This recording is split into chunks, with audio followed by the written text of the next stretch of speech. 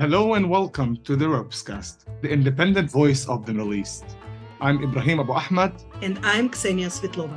ROPES stands for the Regional Organization for Peace, Economics and Security. We work to lay the groundwork for a post-conflict Middle East by connecting forward-thinking Israeli and Palestinian emerging leaders with like-minded peers from across the region. If you are looking for more information about ROPES, please visit our website, ropes.org. Our special guest of today is Achiya Shatz. Achiya Shatz is a dedicated social activist with a wealth of expertise in communication and media. He currently serves as an executive director of Fake Reporter, a respected organization in Israel that utilizes crowdsourcing methods to counter disinformation, hate, and other growing threats to democracy in the digital space. Prior to his role, Achiya led impactful campaigns and served as communication director, advisor, and strategist for various organizations and civil movements. In recognition of his outstanding contribution, Achiya was honored in 2021 by The Marker magazine as one of the top 40 young promising professionals in Israel. Ibrahim, before we bring up Achiya, I would like to ask you, how do you know that the videos and the photos that you share online are true? I'm asking this question because it seems that all of us are swamped by disinformation, and even though Gaza is really close from here, it's almost impossible to know what's actually going on there and to verify the information. Yeah, you're absolutely right. It's such a big challenge, and I think there's a responsibility on us to know what we share, because there is a danger to what we share, especially if it's fake, and we'll discuss it with our guest. But what I do is, first of all, I look at the source. If it's on social media, I look what page is it, what potential agenda it might be behind it. Even when we're talking about large journalistic sources, I also look at the actual the writer, because sometimes the writers have certain agendas. So it's important to notice these things. And then, particularly when we look at a photo, I always try to do a search on Google. If that photo was published before, we saw a lot of photos from this war. Google Lens can help you with this, right? Exactly. This is, simple tools that are available, but usually we are too lazy to use them. I think it's tempting to just, share and let go, but there is a responsibility, just like you said. Just like you say, the hand is easy on the gun. Here, the hand is easy on the share. Just immediately click on the share. But, from my personal experience, I would see, and I'm like, this photo looks familiar from somewhere. And you need to take a minute and try to figure out where it comes from. Well, we've saw everything by now. Yes, photos from Ukraine, photos from Syria. And this is from both sides, by the way. And the third thing is common sense. When you hear about a huge statement, thousands have died in a bombing right now. If it's happened 10 minutes ago, it's really hard to, it's impossible to count thousands of bodies. How did that even happen? So you need to take a minute to breathe, to wait for more information to unravel, and especially from respected journalism, and not to jump the gun and assume that actually this information is true. Well, we will now ask the guest of our new episode to help us with some tips and advices, how to handle information that is circulating in social media and deal with it in a responsible way. Hello, Achiya, and welcome to the ROPESCAST. Hi, thank you for inviting me and happy to be here. So happy to have you here with us. First of all, please enlighten us and tell us and also our listeners, what is Fake Reporter? What do you do, and how do you help the world to establish what's true and what's not in regards to this war, but also in general? So Fake Reporter is an initiative that grew out of need. There was a need in the public for someone that would fight against attacks in the online sphere. In many ways, the online sphere, a place that we all exist and interact in, has very little protection on civilians. There's no borders. There's no real borders. There's no ethical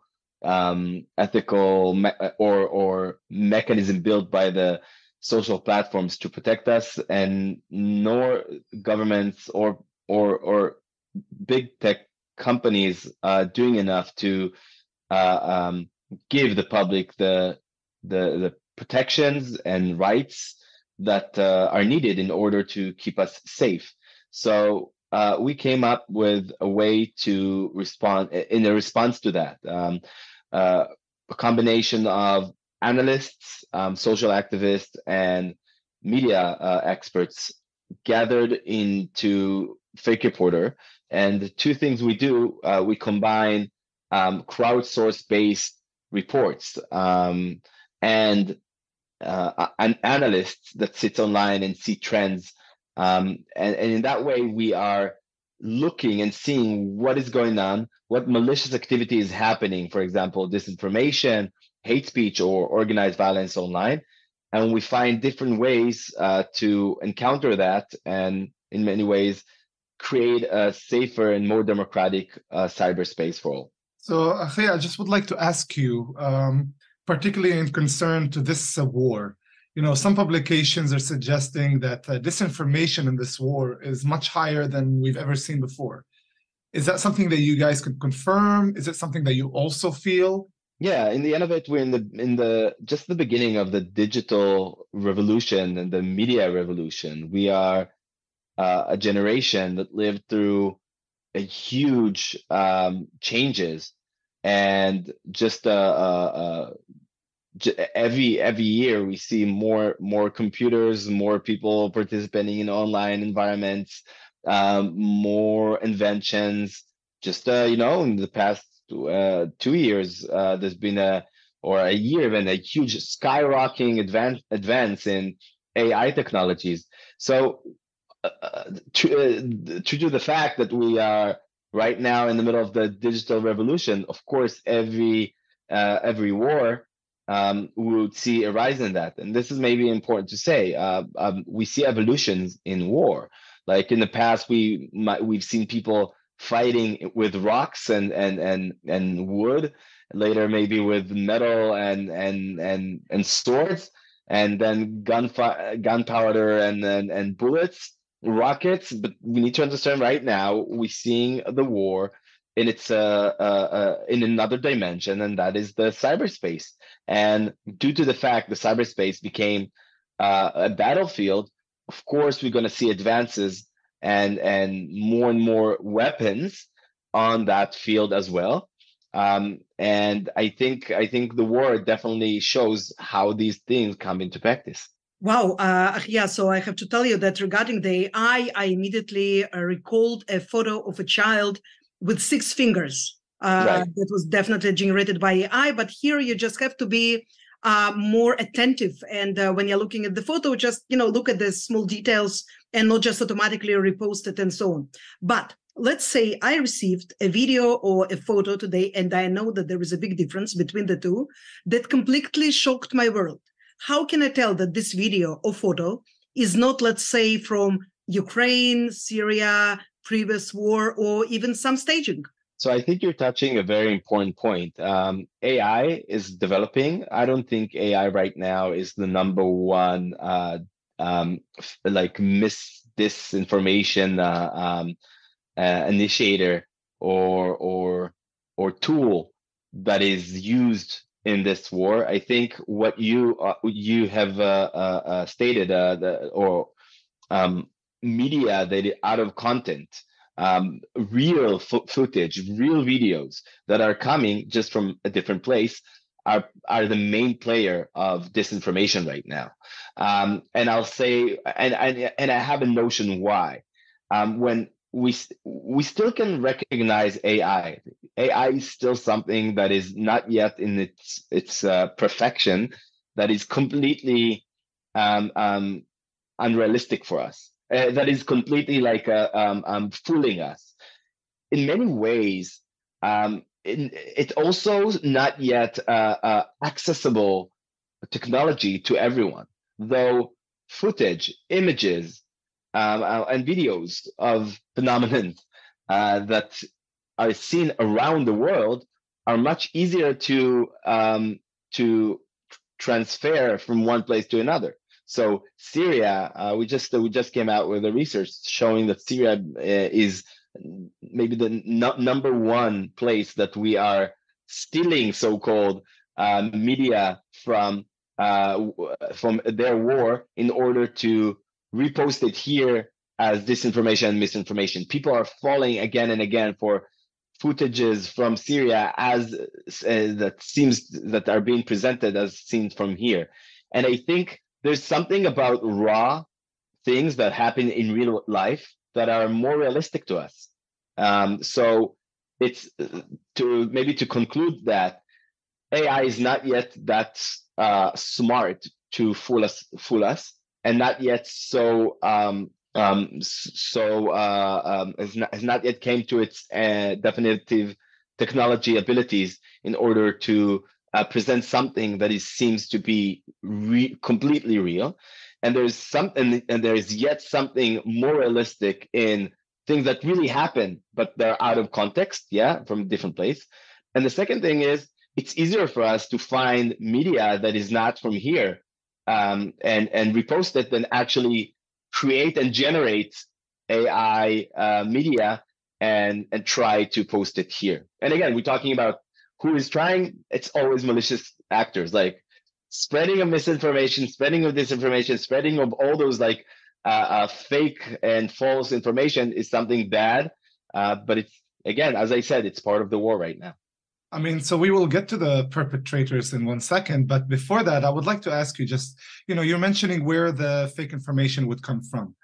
But my question is, why is it so important to rebut the fake? Okay, so even if I get one photo or, a false piece of information, what's the importance of that? How does that implicate, my own and others' conception of what's actually going on and what this whole war is all about? Yeah, this is very philosophical, by the way, because it seems that all of us, we already have kind of our narratives in our head.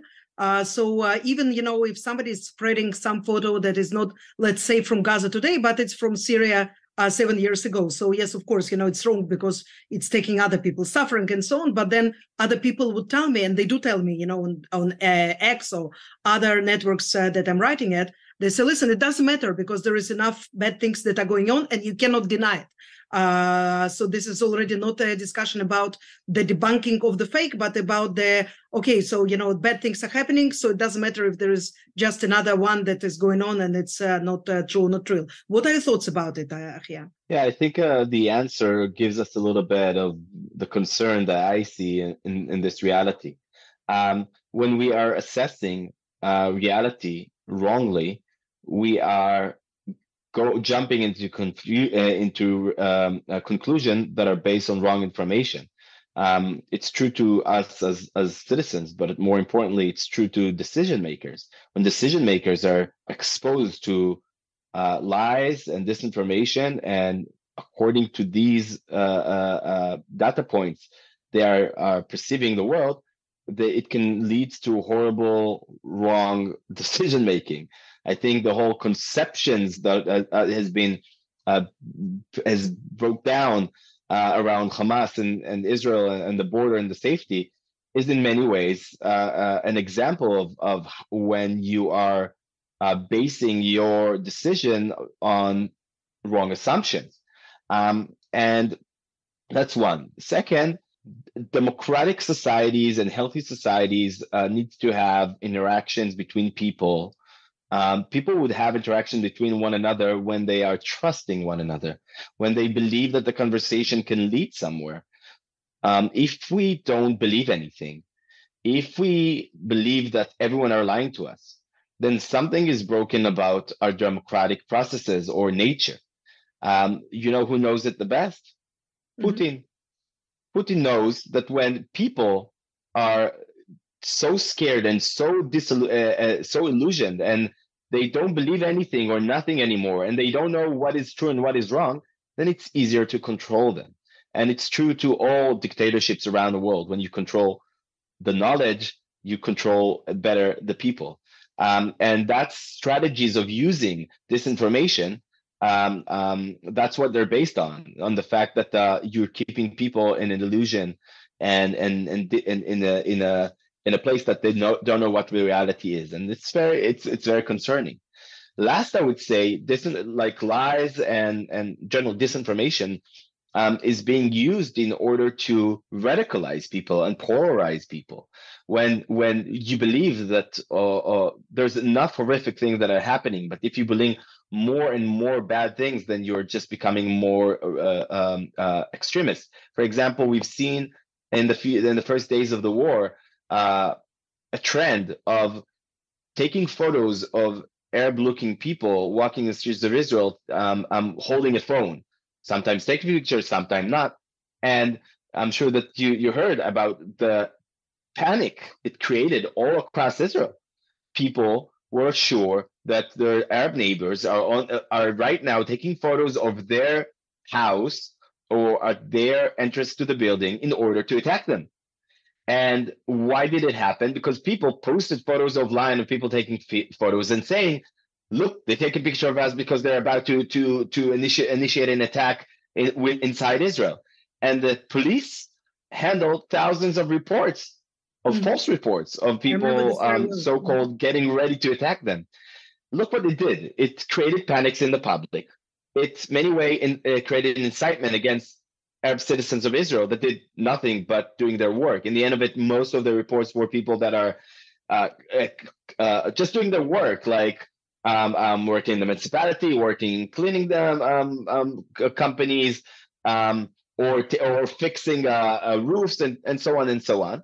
And last, it took the police, and in time of war, it forced her to deal with like debunking lies and coming down the citizens. So there's many implications of lies, but for me the most important one is a fact-based conversation is the most important thing. If we want to live in a better world and in a safe society and healthy society, we need to strive to handle conversation in a fact-based manner. Achiya, please walk us through the identities of those who initiate the fakes, because spreading the fakes, it's different. I think that all of us, unfortunately, we fell for this fake or another fake, and it has to do, of course, not only with the recent war, but in general. But it's a serious conversation because who are talking about here? Are these state actors? Are these non-state actors? Are these terrorists? Normal people who just have a wrong agenda? Who is behind all this? So it's everyone together, and it's important to say that in the cyberspace, everyone can initiate a disinformation campaign. It can be citizens, it can be countries, it can be terrorist organization, and it can be foreign actors that has their own interest and or political or inside political factors, and so on and so on. It connects also to the last question. If we take a look at what was going on around the explosion in the hospital and the first explosion in the hospital. Yeah, right away. Hospital, yes. Mm-hmm. Mm-hmm. And right away, Hamas has stated that it was an Israeli rocket that hit the hospital, right? And we saw how news outlet, without checking, published it, including New York Times and others that are very respected. It took time for Israel to respond and say, like, we don't, we in the beginning, and we can just analyze this specific case to see all the wrongdoings, and I think that in many ways the amateur approach of Israel in disinformation, but you can also see how, for example, Al Jazeera has continued to circulate the claim that the very unverified, which are more likely to be a lie, that Israel hit the hospital, and not just hit.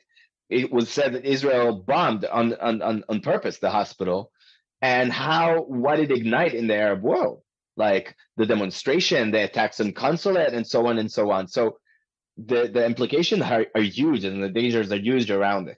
But let's see who's the actors behind it. One, we know Hamas. Second, we know Al Jazeera, which in many ways had its own interests in pushing it. We know, on the other hand, it was Israel that trying to protect itself. And then you had the citizens themselves. Like, people are trying to promote their narratives of their countries in the pro-Israelis, pro-Palestinians. So we always have different actors. I think though the main actors we would see are countries right now in the war, countries, proxies of countries, and like I would think like proxies. I mean proxies organization, Yeah. and also the big countries above, like Iran, Russia, and so on. Do you see any, I mean, again, this is something that perhaps the security services would know better, but do you feel that we have a serious intervention of foreign elements right now? Because, I definitely know by myself, because I'm writing quite a lot about Russia and Ukraine. And then at some point I started getting sometimes 200, 300 links with, of course, that led to fake news stories and so on in my Facebook account. And they also used my old posts that were not related to Russia and Ukraine. It was just like overall complete. And all of my friends who were also tweeting and posting about the subject, they experienced this. So, do you, from what you investigate, do you happen to see something like this now? Yeah, so it's important to say we see a Russian intervention by influence networks happening online. That's one. Second, we see Iranian influence networks, all with fake profiles and bots. And what they do is they promote polarizing messages, demoralization, specific around Russia. They're promoting the Ukrainian-Russia war. We've seen, for example, the claim that is Hamas is using weapon that came from Ukraine to them, a claim that came from a Russian, and they're using bots and fake accounts to spread those messages, but not just them. They can also find like influencers that has tendency to believe conspiracies and try to push them. We can look, for example, at one, but I think that the most interesting is how they are picking conspiracies that are happening inside and echoing them. There's a conspiracy about enemies from within, so-called conspiracy that came in the very first day that. You're talking about Israel, Achiya, right? For the sake I'm talking about Israel. Inside Israel, a conspiracy saying that Shabak, the General Security, was the initiator of the attack. Why? Different reason. You can ask the conspirators. But if I may, I'll take you through the roads of how this conspiracy went. It can teach us a lot about, because in the first few days, and the very few hours, there was a vacuum of information. People were confused and scared, and they looked for answers. And the people that filled that vacuum, or the entities that filled that vacuum, were different. Some of them was just people like you and I, like you and me, that try to look for answers, and they have tendencies to believe in conspiracies. They have already fall into different conspiracies. For example, around the COVID time, they believe in New World Order and that that governments are trying to kill us and so on. Or others, for example, supporters of Netanyahu, that believes that the protest against the judicial reform is one that's trying to collapse Israel, that they're trying to kill everyone and so on. People that are really dehumanized and demonized their political opponents. And those kind of people were the first one to spread the conspiracy that this was work from within, so-called. But after that, we've seen pro-Hamas activists taking that inside conspiracy and making it an international conspiracy, trying to claim that it's not Hamas that was killing people, it's Israel that killed its own people in order to in an effort to create an excuse to conquer Gaza. So and this was amplified by foreign networks. So we can see how internal conspiracy became the conflict conspiracy, and then become an international conspiracy with different interest group promoting it. So I would like to ask you, you mentioned a lot on the state actors and these large corporations that are the initiator or spreading these social medias. We're like you mentioned Facebook and the fake accounts and bots, and on Twitter X. What's the role of these social media platforms to stop the fake? Where can they, or where should they contribute? Because we haven't seen them so far. So again, we go to the enemies from within or traitors from within conspiracy. The two first thing that happened was a video of a soldier that was became viral on Facebook, claiming there might be like someone that helped from within to the attack, and it appeared on people on suggested for you on Facebook. So the algorithm recognized that this is a viral video and pushed it forward, even though it promoted a conspiracy in the very one of the most crucial moments in Israel's history. The second thing we've seen is on X, for example, in the hot topics trended the phrase "Habgida mibifnim," the treasury from within. So the treason from within, whatever. So also on X, they trended, and the algorithm helped promoting the conspiracy. So it's not just that the big tech company is not doing enough to promote to prevent disinformation. They are in many ways, not on purpose, but in many ways they are promoting it. And in the first few days, another thing that happened was that I can say that the most of the tech companies turned to us and said, "Hey, how can we help?" So they understood they have a role, and they did more than the usual. But more than the usual is not enough. Second, we need to understand that all year round, and not in times of war, people should receive help and protection from the big tech companies, and they don't get it. And because they don't get it, the crime becomes lucrative, so-called, for the people that are attacking us. It's beneficial for liars to lie. It's beneficial for haters to promote hate, on the personal level and on the state level. So the problem is very deep, and of course, big tech companies have a huge responsibility in it.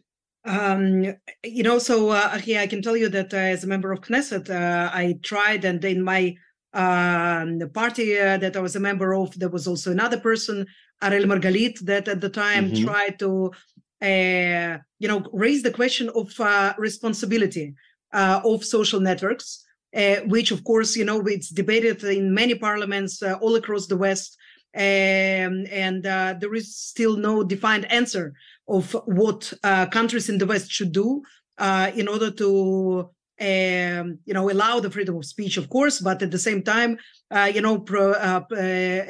eliminate, this influence campaigns of malign actors and so on. So it seems that, the legislators are way behind, the guys in this industry of social media. And it's really hard to basically even follow the trends because they change so often. So one of the most worrying trends that we saw in recent weeks, it was the notorious Bin Laden message to the West that suddenly became a hit in TikTok. And TikTok, it's a Chinese platform, which was also problematic before. And nowadays, there is a question about, whether this sudden popularity, like God, what we are discussing, we still remember the 9/11, so, we witnessed it. Suddenly he became a guru to young people in the West. Was it an accident? Was it, like many people say, something that was intentionally promoted by algorithms of this network? And the last thing that I can say, that the officials at TikTok gave an interview to one of the Western medias, and they said, listen, it's not us. It's just that the youth in the West, they are pro-Palestinian. So that's that, And if this Bin Laden says that he, blames the West for, ignoring Palestine, then, they're with Bin Laden. What do you want from us? What's your thoughts about this? Yeah. So first, I don't know, and I think most people don't know, and it's really hard to know if it was promoted intentionally and like inauthentically, by any entity. It doesn't, if it's China, TikTok, or anyone else that just like hack the algorithm, or like by just bots, or there's many ways to create inauthentic promotion of content. But if you ask me, two things. One, there's still there's nothing that promotes content more than authentic behavior. Mm-hmm. So authentic behavior, users that are real users that are circulating information, is the number one promoter of content. And we need to understand that. So even if there is inauthentic promotion or boosters to the letter of America by Bin Laden, people were interacting with it in an authentic way, and that's the number one thing we need to deal with, I think. And so running to blame TikTok or anything else, I think it's a little bit missing what this deal is. And this deal is that like people in the West, Zoomers, Z generations, have found sympathy with that letter and these ideas. Second, we can see that by now, I don't know if it says much, but it's important to mention that TikTok has said that it's aggressively taking down any content related to Osama bin Laden and letters to America and all around that. So TikTok right now is doing an effort to take these things, to take the those mentions down. Again, doesn't says anything. It can be a PR move. It can say like, well, we finished the job now. We just need to look good, or just because it was pressured by any I don't know, any entity. And last, I would say it's way beyond TikTok. It's like it's everywhere, and people are speaking about it everywhere. And I think it shows us a little bit about what and who we are and what is the political situation, or like the views of that generation is, regardless to social media. Maybe social media are a huge factor in it, but the questions we have here are much bigger. So just a quick follow-up on that. We discussed it on the specific case of Bin Laden's letter to the West. But I also heard that in general, not to specific content, but in general, social media platforms are promoting, non-directly, I would say, by allowing more exposure to content that is one-sided, that it's not allowing content that is more complex to be as exposed, to have as much of a reach in a general sense. Right. Do you see that? What's your take on that in a more general perspective? Or is that a reflection of the black and white of the people? No, I think it's a dialectical process. Social platforms changing us, and in many ways, and we are changing the social platforms, and so on. Definitely part of the reality we live in, the immediate gratification reality we live in. The fact that no one reads more than 280 signs that are allowed on X, Twitter, unless you pay more. And yeah, we need fast, easy, and conclusive answers.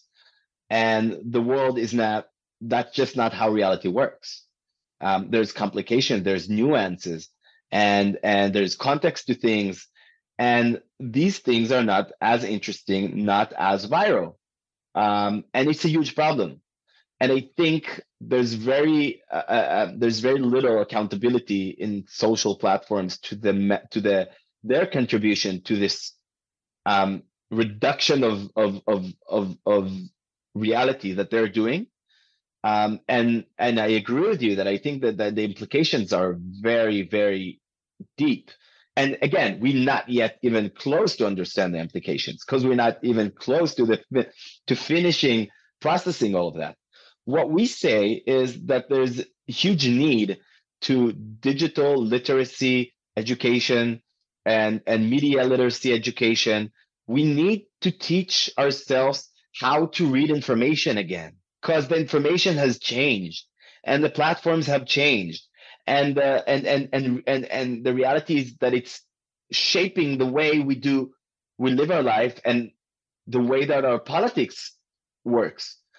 Populist leaders that are rising around the world, and the decrease in democratic process, the crisis of democracies, I believe is deeply connected to these things. And if the West, or generally, if democracies want to thrive and survive this era, we must create national or international solutions and programs that will give us, the people, tools to deal with these changes. And there's countries that do that, like Finland, that is always being mentioned, but and civil society organizations like us. But really, we're not enough. And Ksenia said before about how the political the field is lagging behind. It's not just that the political sphere is so far behind. There's two other factors. Many political players are exploiting the situation in order to promote themselves. And that's what I said before about populist leaders. And second, technology is so fast. They're running forward. They're running forward more than any other field.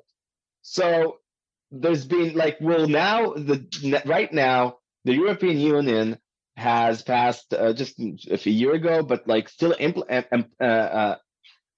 applying and how do you say it? Implementing? Yeah, the European Union is still implementing the DSA, Digital Services Act, that has been passed, that's supposed to regulate and give sanctions on big tech companies that are breaking society and breaking democracies and don't give services to people. And they're in many ways the first one. When they are, while they are doing that, there's the AI phenomenon that is growing, and we have not yet started to understand what the implication of it. So those are huge problems. And I believe that educating and giving tools to the public would be a huge a relief and a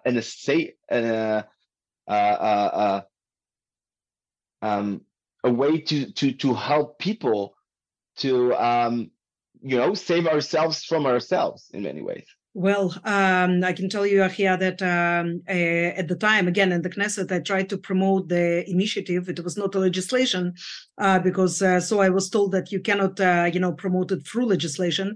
But I was in talks with the Ministry of Education to make obligatory the cyber knowledge and the correct use of the internet. Also, so that harm will not be caused to the children. Also, fake news. Also, the internet bullying and all of that. You know what they told me? We already have a couple of hours of that in a year. So wow. I think that maybe it's time for organizations like yourself to go back to that. But also, of course, we need it worldwide. It's not only Israel that is affected; everybody is affected. Right. And I think that yeah, maybe this war and the amount of disinformation and violence and hate that that rises with it will alert our political branch, and push them to do a change. I doubt it, but maybe. And before we conclude this incredible talk that we've honestly had with you, and we really appreciated, maybe an example of the most ridiculous, absurd fake news that you've seen so far. What was the purpose of it, and were you able to did you have time to rebut it? How can we explain it to people, and the use and we mentioned the use of internet properly, and how can we combat it ourselves? If you can give us a tip here before we end our meeting for today. Yeah. So there's difference between conspiracy and disinformation. I think in the or like conspiracies and false information and fake information and misinformation, it's a whole hour.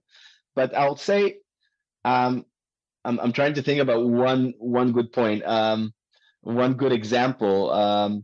So I mentioned two of the big conspiracies I think that really affected us. One was like against the Arab citizens of Israel that are taking photos of and planning the next attack, and the second was the treason from within that is being completely went out of the boundaries of Israel even.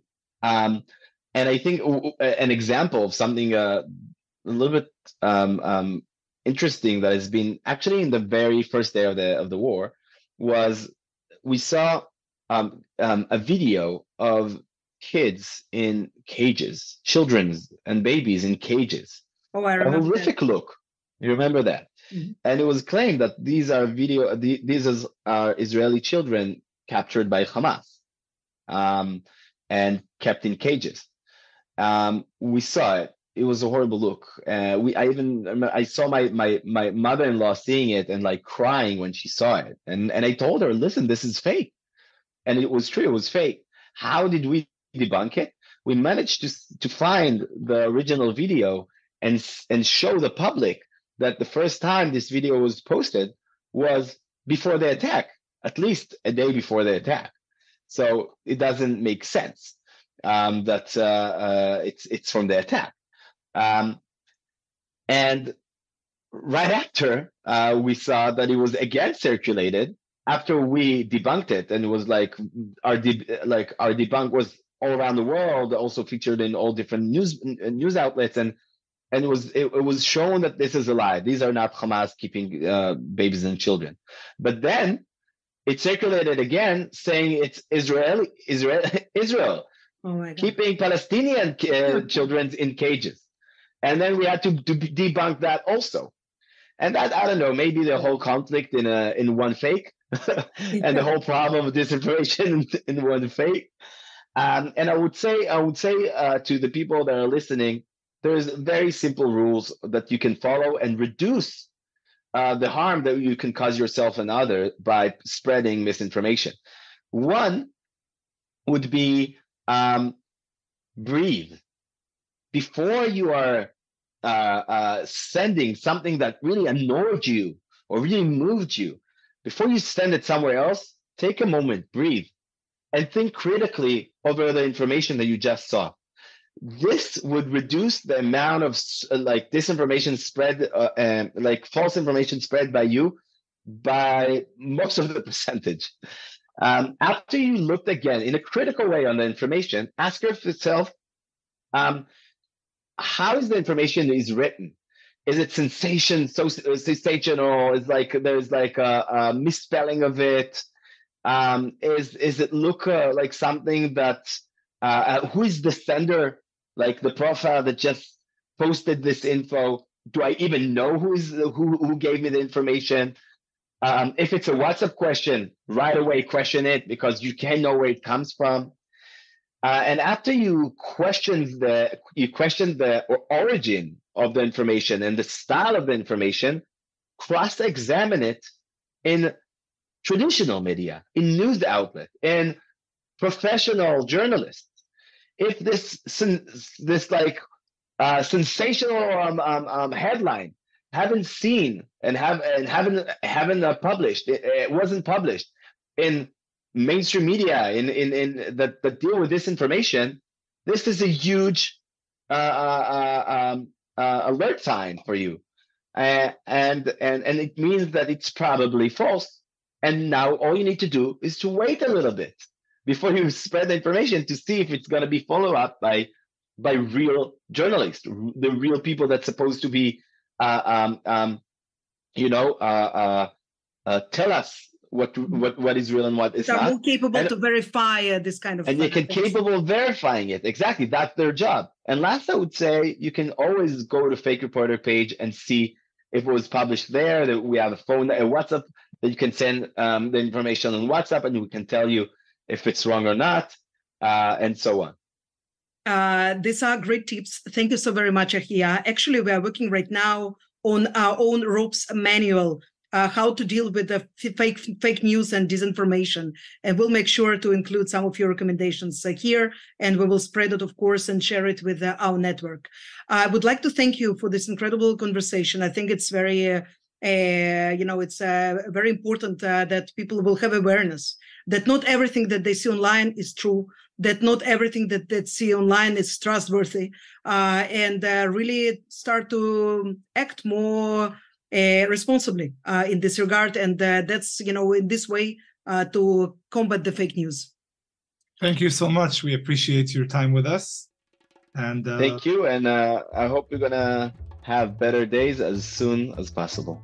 Inshallah. Yes. Be'ezrat Hashem. Be'ezrat Hashem. Thank you so much. Amen. Bye. Bye.